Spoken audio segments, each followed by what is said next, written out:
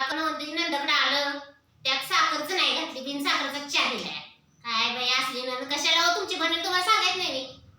कुठे गेल्या हो ताई? चहा कसला केलायसा? होतं का पोत साखरेचं? आमच्या बाजारात किती मंडळी साखर असती माहितीये का? काय तुम्हाला वैशी साखर पाहुणे प्यायला घालायत नाही? आम्ही बहीण भाऊ गरीब आहेत, आधी दिसलो नव्हतं काय?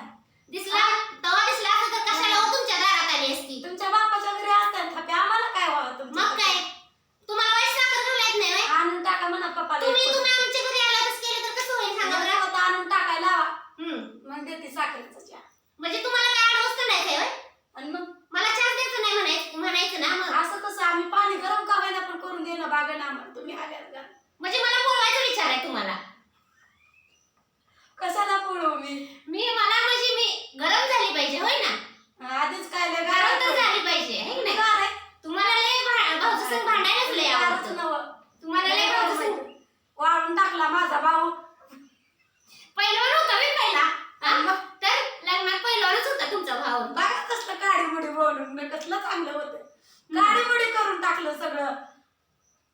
मी गाडी मुडी केलं. मग पहिलाच घालायचं तूप रोटी दारा मोठे मोठे करायची वेळ आली. आणि खोबरंच घालून पहिलवानच करून दिलता मला. हा?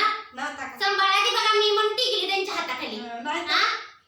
कोण टिकणार सुद्धा नाही. अशी आहे तुमच्या भावाला पण पटवून बी घेणार नाही. कोण अशी भाव असा काय बाया माझ्या नशिबाला आली ती. राहिलंच नसते मी गेलेच असते अशी प्रत्येक जण म्हणते.